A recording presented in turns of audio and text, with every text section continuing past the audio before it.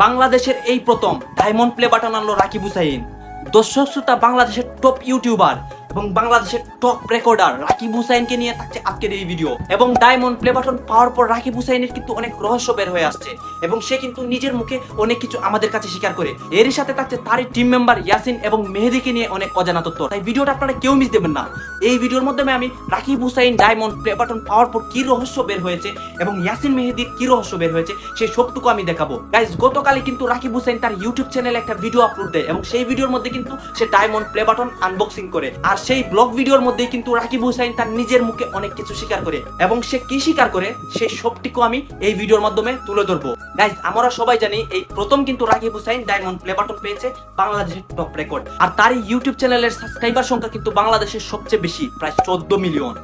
আর বাংলাদেশে এই প্রথম সে ডায়মন্ড প্লে বাটন আনে এবং এই বিষয়টাকে কেন্দ্র করে কিন্তু ইউটিউব, ফেসবুক, টিকটকের মধ্যে অনেক আলোচনা এবং সমালোচনা আসে এবং সে কিভাবে ডায়মন্ড প্লে বাটন পায় এবং কেন সে এত বড় একজন ইউটিউবার হয়, কিভাবে সে এত ভালো ভালো ভিডিও আপলোড দেয়, তার ভিডিওগুলোর মধ্যে কি রহস্য এবং ইয়াসিন মেহেদি কেন আলাদা হয়েছে, এই সব তথ্য কিন্তু বর্তমানে সামাজিক যোগাযোগ মাধ্যমে ভাইরাল। গাইজ, গত কিছুদিন আগে কিন্তু ইয়াসিন এবং মেহেদি তার টিম থেকে আলাদা হয়েছিল।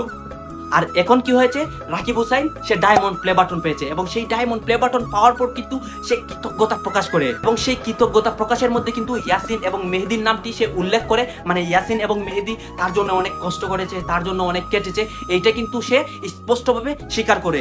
কিন্তু গত কিছুদিন আগে কি হয়েছিল, ইয়াসিন মেহেদি আলাদা হয়েছিল তার টিম থেকে এবং ইয়াসিন মেহেদি কিন্তু রাকিব হুসাইনের অনেক গোপন তথ্য ফাঁস করেছিল এবং সেই গোপন তথ্যগুলো যদি আপনারা দেখতে চান তাহলে আমার চ্যানেলটি আপনারা ঘুরে আসবেন।